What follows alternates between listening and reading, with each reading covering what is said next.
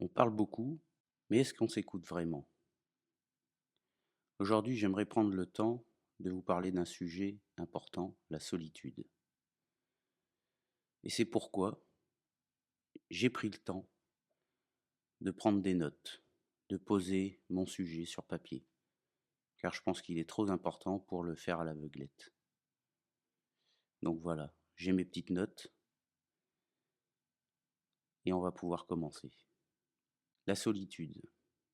On vit dans un monde de plus en plus connecté et pourtant de nombreuses personnes se sentent seules. La solitude est complexe à détecter. Elle ne dépend pas forcément de l'âge, ni du nombre de personnes qui nous entourent. Elle s'invite parfois sans prévenir.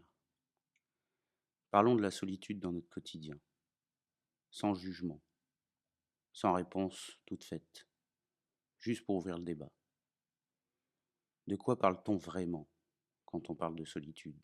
On pense souvent à l'isolement physique, être seul. Mais la solitude, ce n'est pas seulement ça. On peut être seul et ne pas se sentir seul, ou être entouré et se sentir profondément seul. Parfois, c'est un sentiment d'incompréhension, de ne pas pouvoir exprimer ce que l'on ressent, ou de ne pas trouver sa place. Et c'est justement pour ça qu'elle est si difficile à identifier. La solitude a plusieurs visages. Chez les plus jeunes, elle peut venir du regard des autres, de l'incompréhension, de la pression sociale. On peut se sentir seul même entouré d'amis, simplement parce qu'on n'ose pas être soi-même. À l'âge adulte, elle prend souvent une autre forme. Le travail, le couple, la famille, la surcharge mentale, la routine. On avance, on fait ce qu'il faut. Et on peut parfois avoir le sentiment de ne plus vraiment partager ce que l'on vit. Et cette solitude-là est souvent silencieuse. Puis plus tard, dans l'âge avancé, elle peut apparaître avec les changements de rythme, les pertes, les repères qui s'effacent. Et quand le monde autour de soi va trop vite, pour certains, et pour d'autres, le temps se fige. Les journées deviennent longues. Alors arrive le sentiment d'abandon. Et là encore, ce n'est pas toujours visible, ni exprimé. Pourquoi on en parle peu? Parce qu'elle est souvent associée à de la faiblesse. Comme si se sentir seul voulait dire qu'on a échoué quelque part.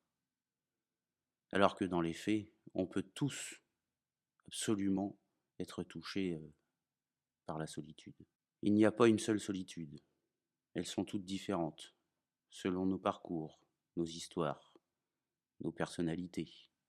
Et c'est pour ça que ce sujet mérite d'être discuté. À quel moment de votre vie avez-vous le plus ressenti ce sentiment? Est-ce un sujet dont on parle assez? Maintenant, j'aimerais vous lire un texte que j'ai écrit. La solitude ne fait pas de bruit. Elle s'installe doucement quand le monde pense que nous allons bien. Moi, c'est la perte de mon père. Elle s'est invitée en moi d'une manière très particulière, comme un poids sur la poitrine.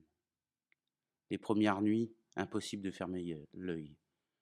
Je sentais que j'avais des choses à évacuer, il fallait que ça sorte. Donc en pleine nuit, je me suis levé pour poser les mots sur le papier. Comme un exutoire, pas pour montrer ou être courageux, mais parce qu'il était impossible de garder ça en moi. Le jour de la crémation, j'ai pu m'exprimer devant la foule. Moment que j'avais répété 50, 100 fois dans ma tête, entouré de mes frères et sœurs qui, eux, avaient simplement envie d'être là pour me soutenir, m'écouter et me laisser dire les mots. Ce jour-là, j'ai compris une chose essentielle. La solitude ne disparaît pas parce qu'on est entouré. Elle s'apaise quand on s'autorise à en parler. Elle est là quand on n'ose pas déranger. Quand on se dit « ça ira mieux demain ». Elle est là aussi quand le téléphone s'arrête de sonner, quand le temps semble suspendu, ou encore quand tout va trop vite pour qu'on puisse le suivre. Si tu te reconnais dans ces mots, Sache une chose, tu n'es pas seul, tu n'es pas faible, tu es humain. Et ici, tu as le droit d'en parler. Merci pour cette écoute. Fab en parle. À suivre, mini-série, podcast, micro-trottoir et live. Puis plus tard, interview en visio ou en salon privé sur place. Prenez soin de vous.